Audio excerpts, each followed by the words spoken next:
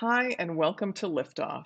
I'm Sima Siddiqui, CEO and co-founder of Grad Greenhouse, and I'm absolutely thrilled to be joined on the podcast today by Lindsey Pollak. Lindsey is a New York Times bestselling author and one of the world's leading career and workplace experts. She was named to the 2020 Thinkers50 Radar List, which honors the top global management thinkers whose work is shaping the future of how organizations are managed and led. Her latest book is Recalculating: Navigate Your Career Through the Changing World of Work. Her other books include The Remix, How to Lead and Succeed in the Multigenerational Workplace, Becoming the Boss, New Rules for the Next Generation of Leaders, and my personal favorite, Getting from College to Career, Your Essential Guide to Succeeding in the Real World.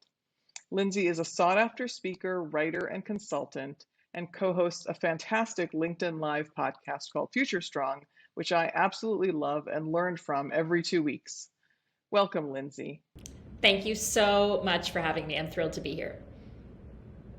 Lindsey, your work focuses on areas that are so critically important: college to career, navigating the new world of work, the importance of diversity, and these topics are more important today than ever.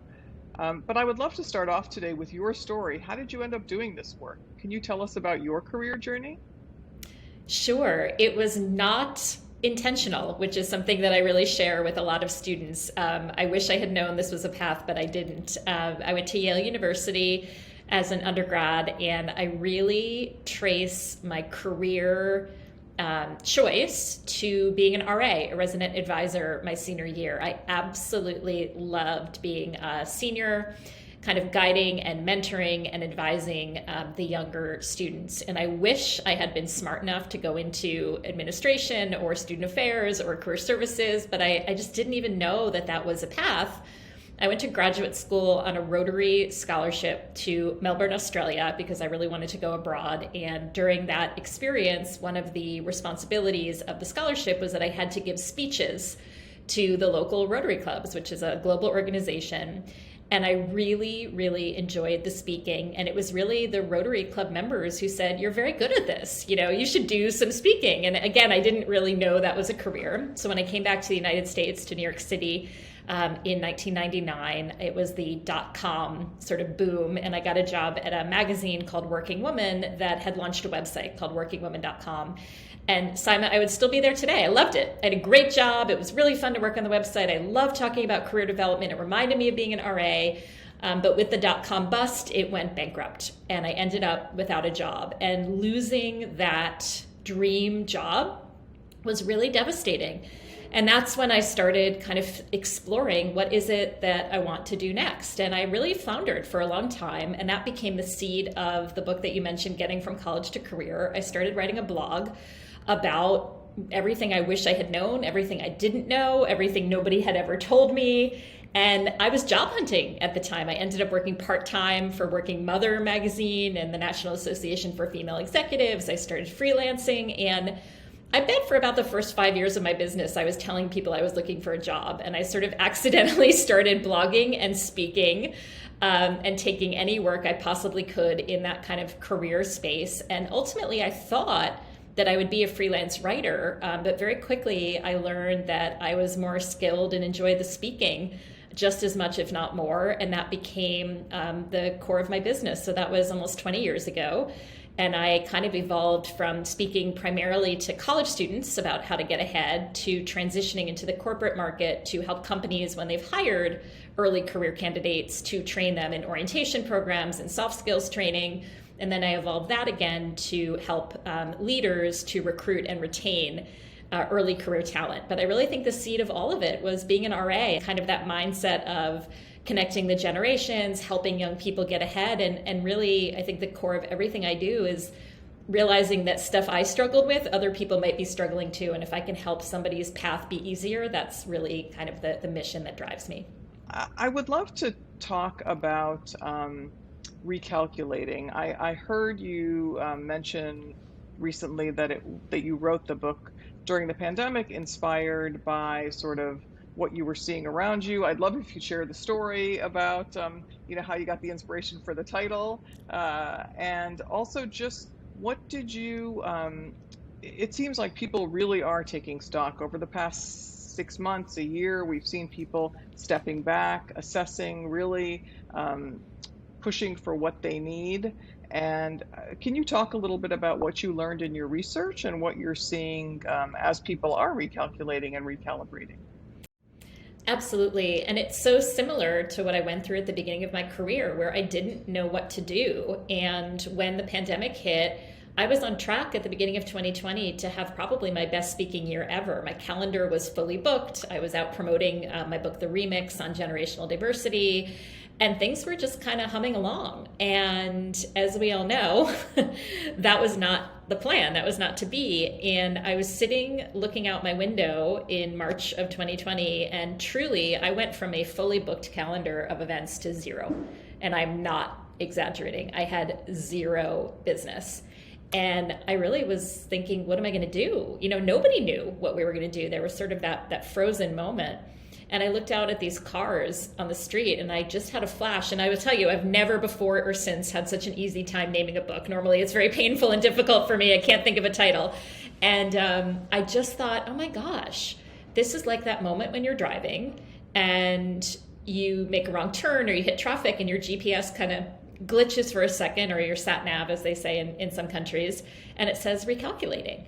And it was like the pandemic. All of us were in our cars driving, kind of just going along with our business. And suddenly, through no fault of our own, the GPS said, nope, you can't go the way that you were going. And it was just such a moment of clarity to me. And instantly, my feeling was positive and optimistic and sort of comforted, because I know when my GPS says recalculating, it means there's another way. And you can still get there.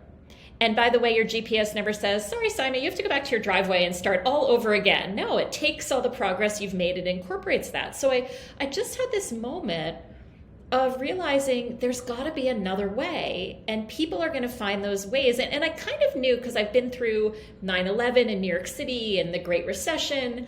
You know, some of it is knowing some people thrive in difficult situations, as sad and as difficult and traumatic and terrifying as they are. I'm certainly not saying I look forward to them, but some people find ways to thrive.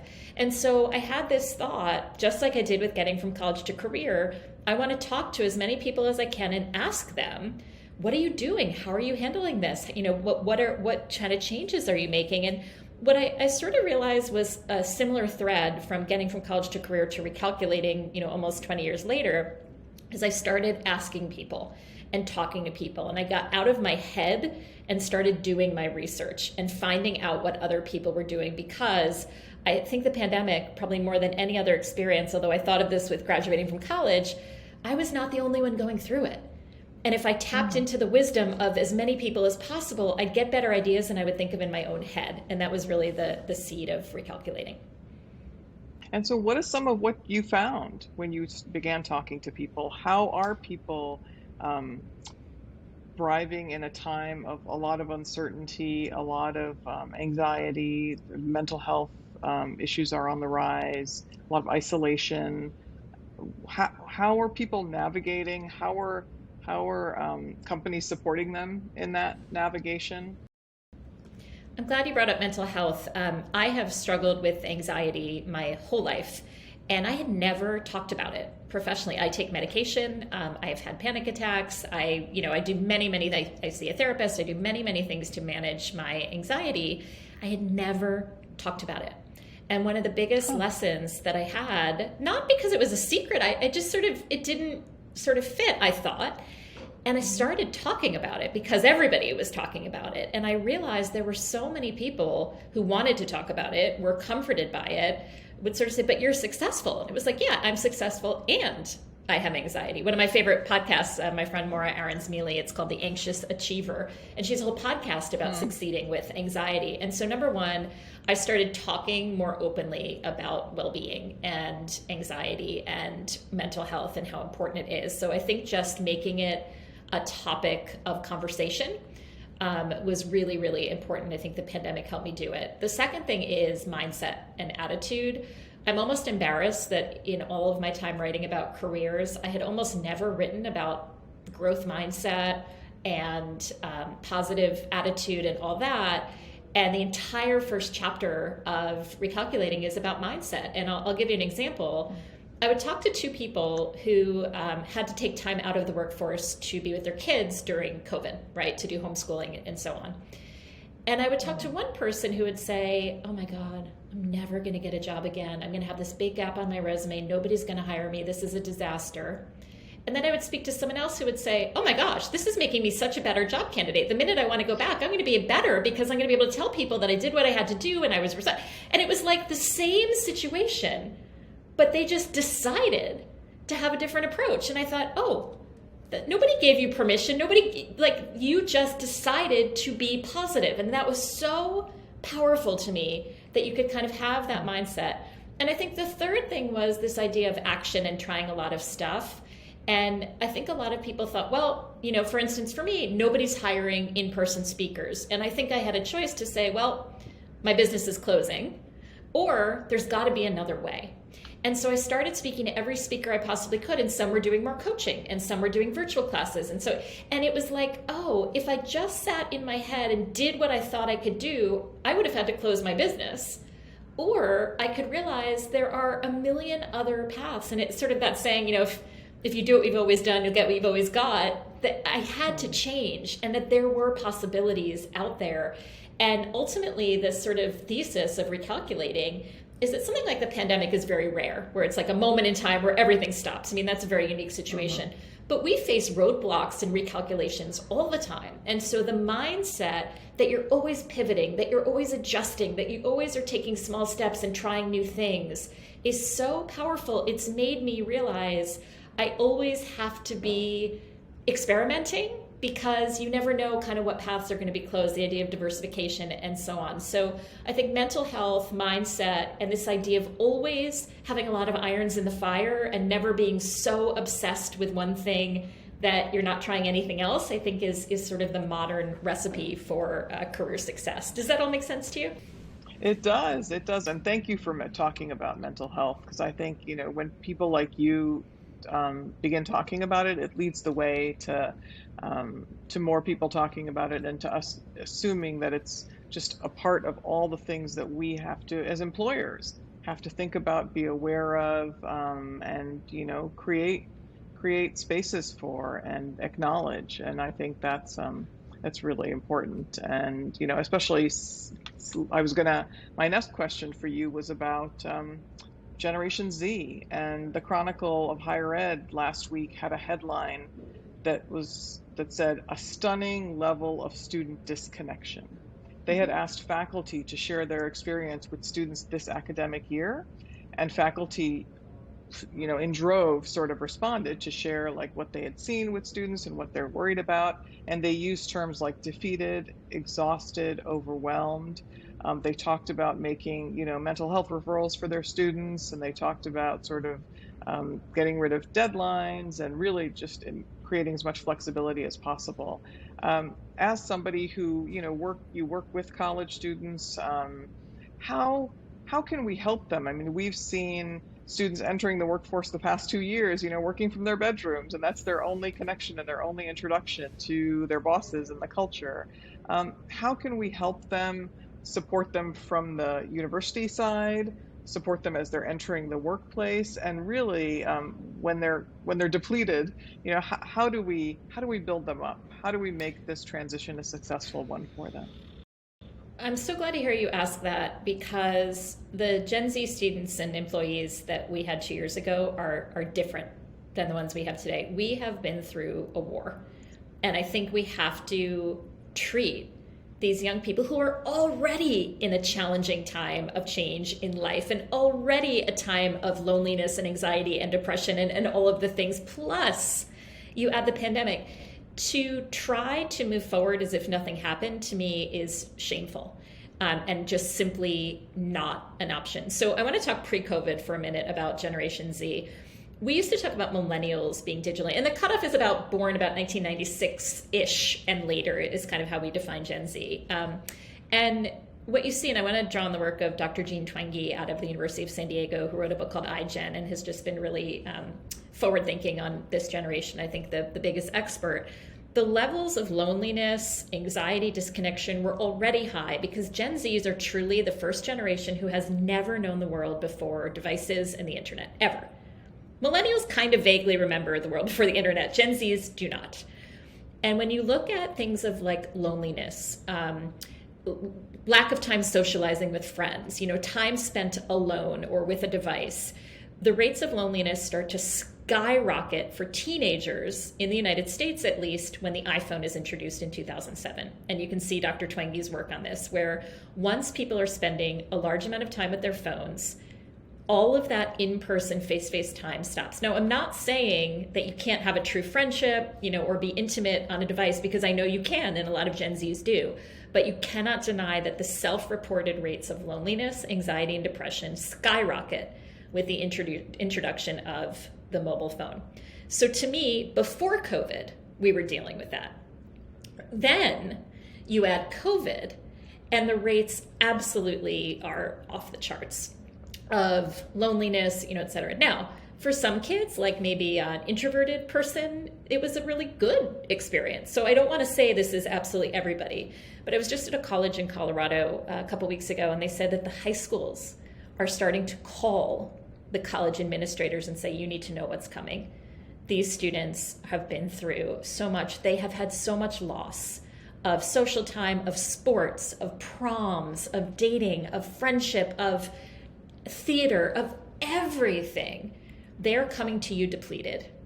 And this is a crisis. And so I think campuses are bulking up their mental health services. One of my favorite things about Gen Z and millennials too is the lack of stigma of seeing a therapist. I mean, I desperately needed a therapist and probably medication in college. I would never have set foot in the health center because I would have been too ashamed and embarrassed and, to tell anybody. That's almost gone. And if you look at the rates of people who've reported having been to therapy, it's very high and very common with children and teenagers. So I think that's a real positive. We have to make sure that there's enough support available. I'm a huge fan of services like Crisis Text Line because I think texting for mental health is a huge opportunity for a generation that feels comfortable doing that. And it doesn't mean that every career services professional or every employer has to be an expert on mental health, but you do have to be an expert on where to refer people if they need help and how to identify somebody who's struggling and just say, hey, in case you need it, here's a phone number.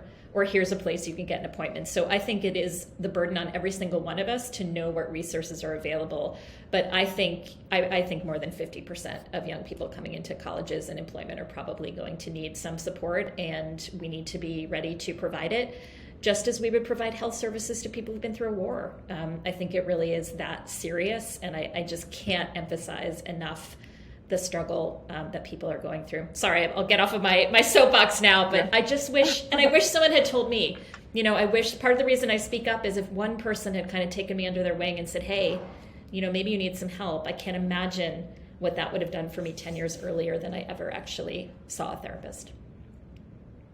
Yeah, that is a blessing, the lack of stigma and the openness. It's now getting them the resources and getting the workplace. I think the universities have realized, when I talk to universities, they're overrun. They're trying to redevelop and add more practitioners and stuff to their rosters. But employers, have you seen employers that have some examples of how they have dealt with this and created opportunities where to really support employees? Yes. I think the openness of talking about it is different from even 2 or 3 years ago. I think right before the pandemic, Wall Street had a mental health week. You could have knocked me over with a feather that Wall Street would be talking about mental health. So just the fact that well-being is a word that CEOs use, I think is really important. I think senior leaders talking about well-being, a couple companies like someone from the senior leadership will be on the well-being committee. I think that's really important, kind of practicing what you preach. I think EAPs, employee assistance programs, which is providing mental health as an employee benefit and actual therapy.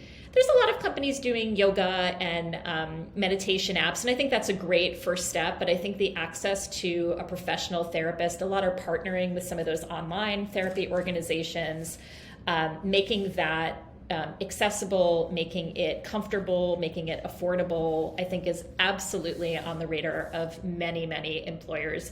And I think also a willingness to say, take a mental health day, or, go home early, and just sort of making that as normal as taking a day off for having a cold or a stomach ache, I think is something that we're starting to see. So I think practicing what you preach, talking about it really openly, and making those resources available. And again, you don't always have to give it for free or provide it, but to say, here is where it is available if you need it, I think is becoming very common. And I think that's just hugely valuable. And continuing with employers, what are some of the best employers doing to attract and retain talent right now? This is a challenging time. You really need to, make it a place where people want to stay and grow. I think growth is the key word. I think what has changed a lot since when I started my career, I'm a Gen Xer, is I think we used to kind of join a company and see the ladder that they had available, and that was sort of it, and you liked it or you didn't. And now I think companies, particularly large employers, are realizing that if someone enters your company, they might not want to be on the path that you want. So for example, they join as a junior accountant and want to become a partner, right? They might want to move over to the marketing side or do some recruiting, or, be completely change careers. And I think one of the keys to companies that are being really smart about retention is showing that you can achieve the career you want and the lifestyle you want within that organization, so that multiple paths are available to you, so internal mobility, that perhaps multiple schedules, or some people might want to just really, really skyrocket to the top as quickly as possible, so there's an accelerated path. Other people might want to work from home or work part-time, or kind of take a sabbatical, and that some of those paths are open. So one of the things I hear from the best employers is that during exit interviews, when people were quitting, people would say, oh, I'm leaving because I wanted to do X. And they would say, but you could have done that here. And the employee would say, well, you never told me that. I didn't know that was possible. So I think companies that show that you can have a diverse, personalized career within that organization is a really, really powerful message. So I think that's one approach. Making sure also that those of us who are mid-career or later career know that that's possible too. I think there was always a sense that once you're maybe in your 40s, you're just kind of riding it out to the end. But people in our 40s, we might be working another 30 years. We want development too. We want opportunities too. We want flexibility too. So I think it's that sort of, I don't want to say choose your own adventure, but kind of being able to customize an experience so that it works for the company, of course, but also works for you, is really important. And sort of knowing that you need to show people the options that they have, there's not one size fits all, is a really strong way for employers to think. And from a student perspective, you get in, you start your first job, you're at a consulting firm, you're working from your bedroom, you're making your PowerPoint slides. You don't have the tools to decode the culture.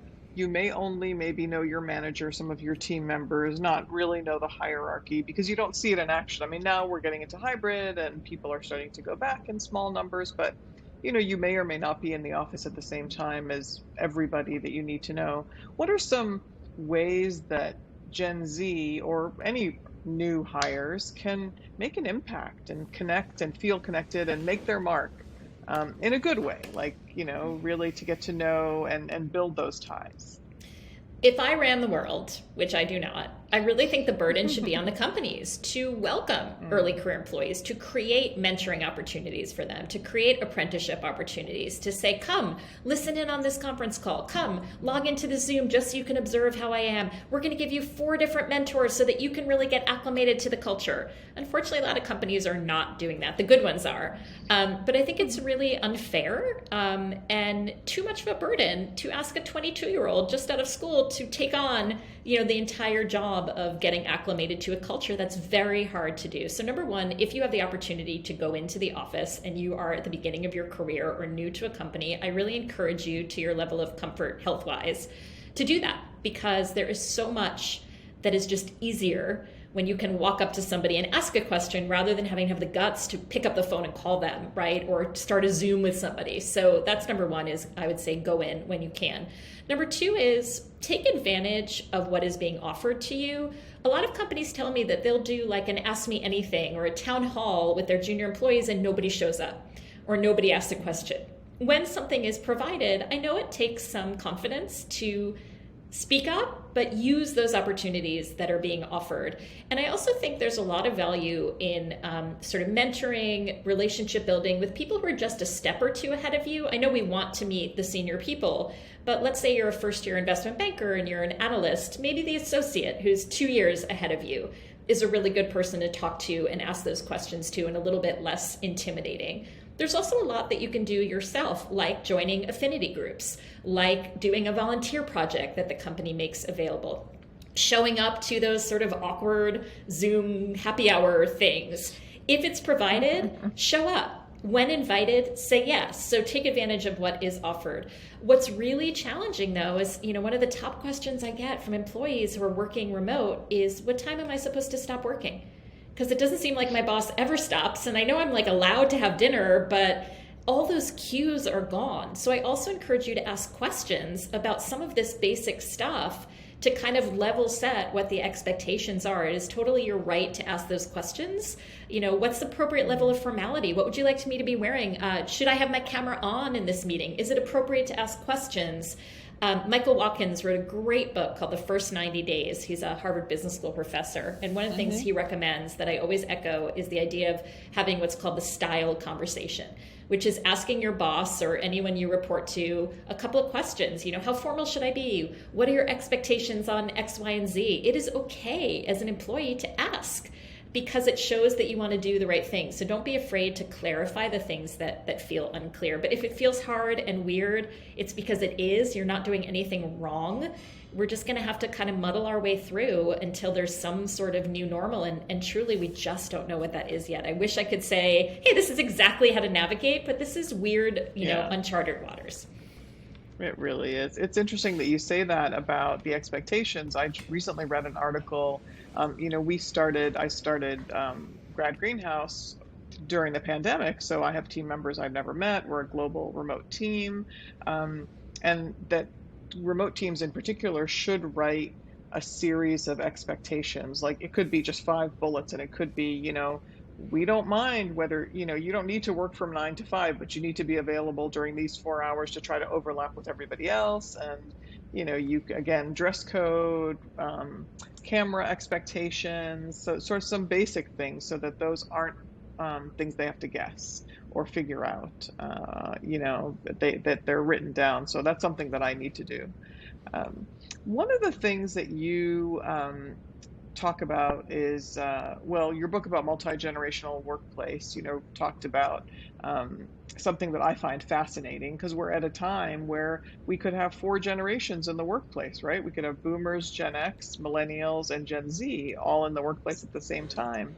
And I'm curious, I'd love to hear more about sort of what you found and what some of the challenges and opportunities of these multi-generational workplaces are, and then just to talk about diversity, workplace diversity, and why diversity is important, and why diversity makes organizations better. Every statistic shows, and it's frankly common sense, that the more diverse perspectives you have, the more innovative ideas you're going to come up with. If every single person I worked with was a white woman in her 40s from Connecticut who's a professional speaker, I don't think we'd come up with great ideas. You have to be diverse in your thinking. Plus, if you're going to serve customers and clients around the globe, you have to have insight into those perspectives. To me, it just is completely common sense and has been proven by every metric. When it comes to generational diversity, here's the way I like to think about it, which is, and I know, Simon, that you do business in multiple countries. And I know that we are all human beings, but let's say United States and Singapore, you fundamentally understand that we're all human. We all have, a lot of similarities, but I would guess there are certain cultural differences of how you do business in the United States versus how you do business in Singapore. It's not right or wrong, good or bad, better or worse. It's simply different. I think that is the best way to think about generational diversity. So the way a Gen Z might handle or have an expectation about communication is simply different from how a baby boomer might approach a situation. There might be a lot of similarities. There might be some differences, not good or bad, better or worse, because I think if you were born into the United States in 1945, that is a different country than being born into the United States in 1995. And so if you look at it that way, you take the judgment out of it. You take the sort of, my way is better, or why are you doing it this way? And you simply say, okay, you see the world differently. When I say get in touch with John, you texted John. When I want to get in touch with John, I walk over to John. And that is simply a different cultural way of doing things. And so when you take that out, you also build in curiosity, which is, oh, tell me why you made that decision. And I'll just give you a quick example, which is something like wearing headphones in the office. In my day, when I was starting out, we didn't have that option. So when I see somebody wearing headphones, it feels different to me, and it feels a little bit off-putting. Like, well, now do I tap you on the shoulder? Am I bothering you? Are you listening to music? Are you paying attention? I have a little bit of a discomfort. If I take away the judgment, I can say to you, oh, tell me why you're wearing headphones. And often the answer will be, it helps me concentrate. Because when I was 5 years old, I wore headphones on the airplane. And when I was 10, I wore them to do my homework. And in college, I wore them. And now we're in these open offices.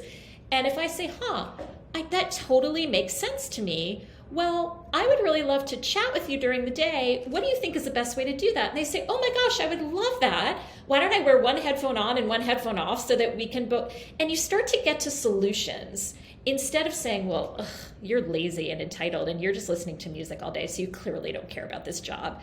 And you saying, okay, boomer, you clearly don't understand technology and this is how I get work done. You tell me you want me to be productive. So when you take away the judgment, and you take away that sort of like combativeness, you can get solutions. So one of the words that I like to use, and by the way, I think the burden is equally on the younger person, the older person, to understand the other's perspective.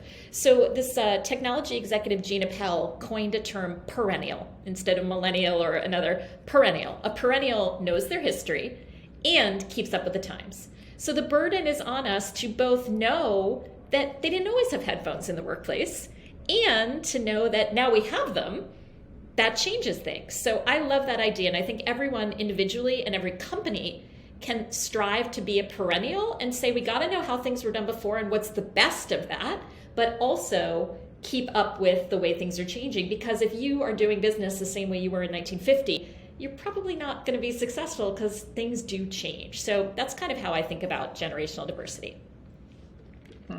That is brilliant.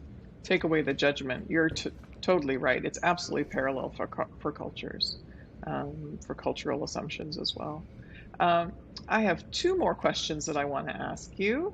One is about recruiting. What can we do, or what have you seen the best organizations do to ensure diverse hiring, to really ensure that people aren't getting shut out by parameters like GPA that are not correlated to career success, or certain names or certain, feeder schools, etc.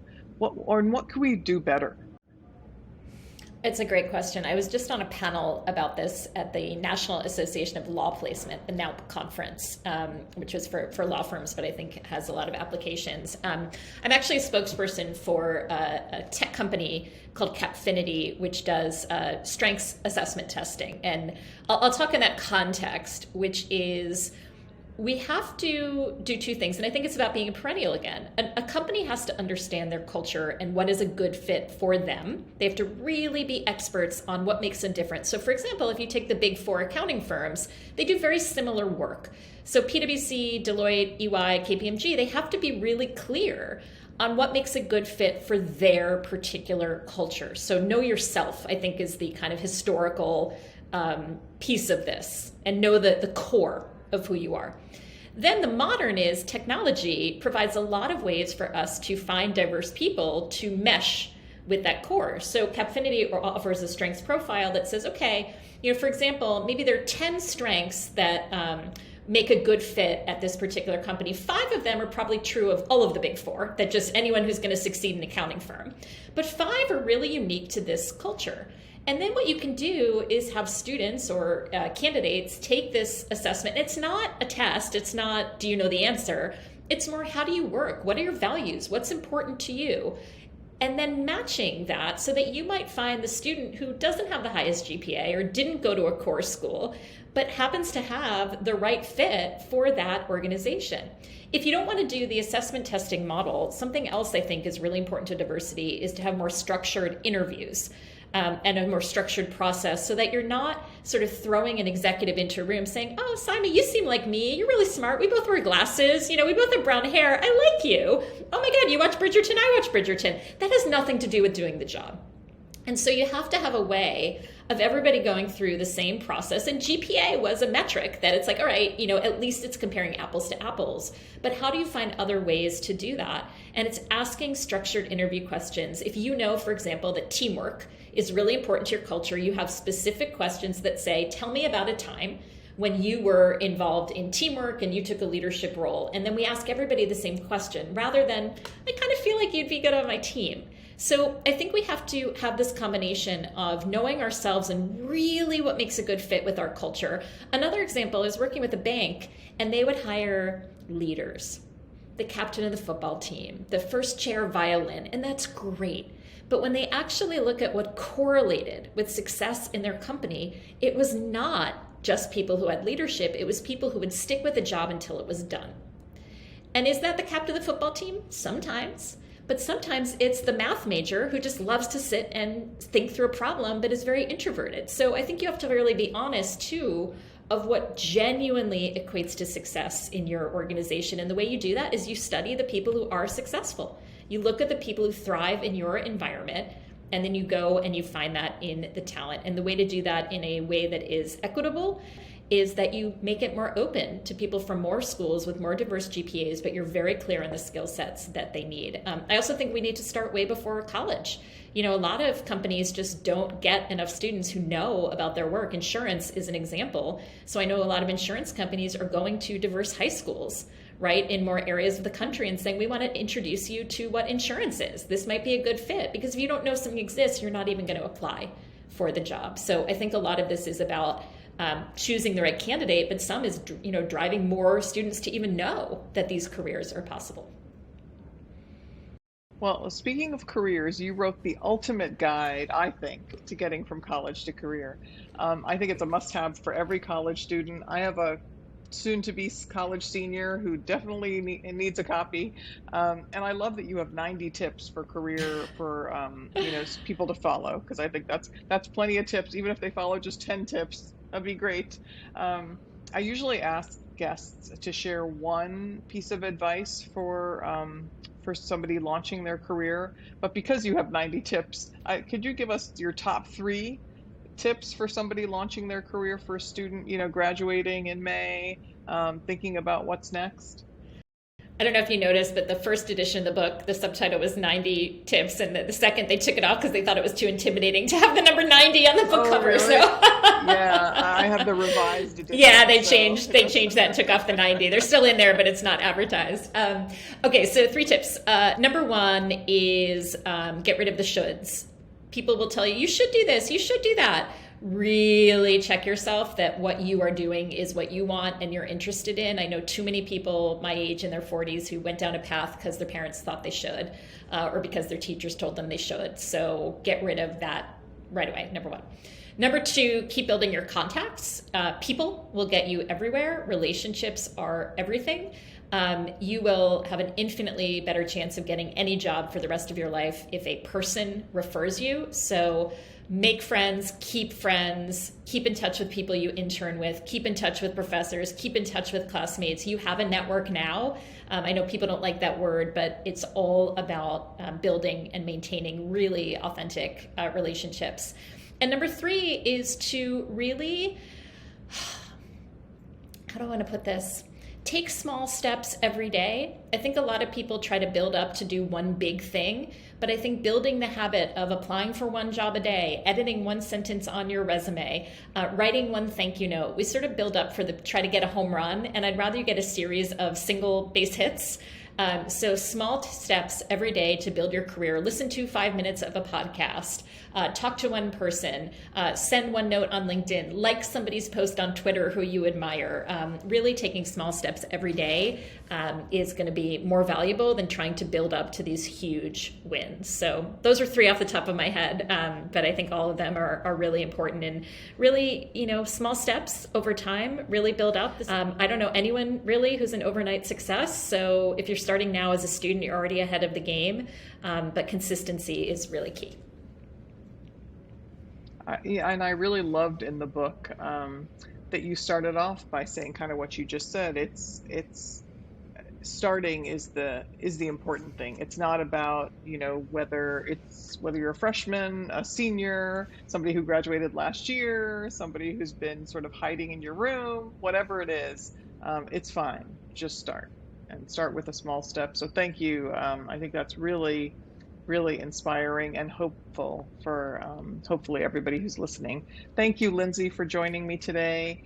I really appreciate your work helping us, decode, understand, and equip ourselves to be more effective and for our workplaces to be more human. So thank you for your time and the inspiration. Thank you. Such a pleasure. And thank you for the work that you do as well.